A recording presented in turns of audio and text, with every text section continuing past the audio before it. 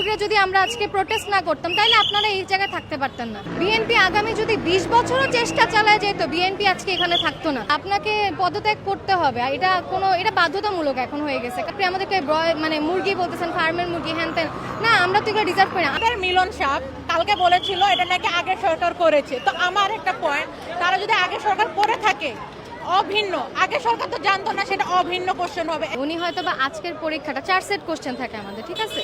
তো 4 সেট কোশ্চেনের মধ্যে 1 সেট কোশ্চেন আজকে দিছে যে সেটটা সহজ ছিল, অ্যান্ড সেই সহজ সেটটা আমরা আজকে পরীক্ষা দিয়েছি অ্যান্ড মোটামুটি এক্সাম হয়েছে, ঠিক আছে, আগের তুলনায় এখন একটু ইজি এক্সাম হয়েছে। কিন্তু উনি একদিন ইজি এক্সাম দিয়ে কি মানে স্টুডেন্টদেরকে সান্ত্বনা দিতেছে যে না আজকে আমরা ইজি এক্সাম নিছি, তোমরা শান্ত হয়ে যাও, তোমরা আমার মানে রেজিগনেশন চাইও না অ্যান্ড অল। লাইক না, আপনাকে পদত্যাগ করতে হবে, এটা বাধ্যতামূলক এখন হয়ে গেছে। কারণ কি, আমরা প্রথমে আপনার পদত্যাগ চাই না, আমরা আমাদের পরীক্ষার নিয়েও কোনো সমস্যা নেই। কোশ্চেন আপনি হার্ড করছেন, ইটস ফাইন, আপনি কোশ্চেন হার্ড করছেন, বাট এই যে আমরা যে সাফার করছি সেটার কি হবে? এই সাফার করলাম, হ্যান ত্যান, আপনি আমাদেরকে মানে মুরগি বলতেছেন, ফার্মের মুরগি, হ্যান ত্যান, না আমরা তো এগুলো রিজার্ভ করি না। আজকে আমরা যদি ফার্মের মুরগি হই, ঠিক আছে, আপনি যেখানে বসে আছেন সেটা আমাদের কারণে বসে আছেন। বিএনপি আগামী যদি 20 বছরও চেষ্টা চালায় যেত বিএনপি আজকে এখানে থাকতো না। যদি কিনা আমরা স্টুডেন্ট, যেটাকে ওনারা ফার্মের মুরগি বলতেছে, ওই ফার্মের মুরগিরা যদি আমরা আজকে প্রোটেস্ট না করতাম তাহলে আপনারা এই জায়গায় থাকতে পারতেন না।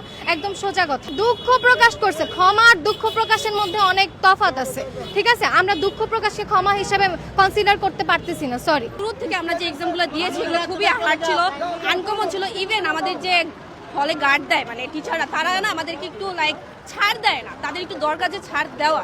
কারণ তারাও দেখতেছে আমরা নতুন একটা কোয়েশ্চেনই করতেছি বা আমাদের উপরে যে এক্সপেরিমেন্ট করা হচ্ছে তাদেরও এটা বোঝার দরকার, কারণ আমরাও তো স্টুডেন্ট, তাই না? আমাদের একটু বোঝা তো লাগবে। মিলন সাহেব কালকে বলেছিল এটা নাকি আগের সরকার করেছে। তো আমার একটা পয়েন্ট, তারা যদি আগের সরকার করে থাকে অভিন্ন, আগে সরকার তো জানতো না, সেটা অভিন্ন কোশ্চেন হবে এক।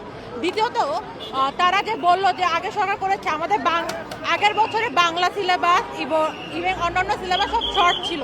তারা আগে যদি সরকার করে যেত তাহলে আগের ওরা কেমনে পেল?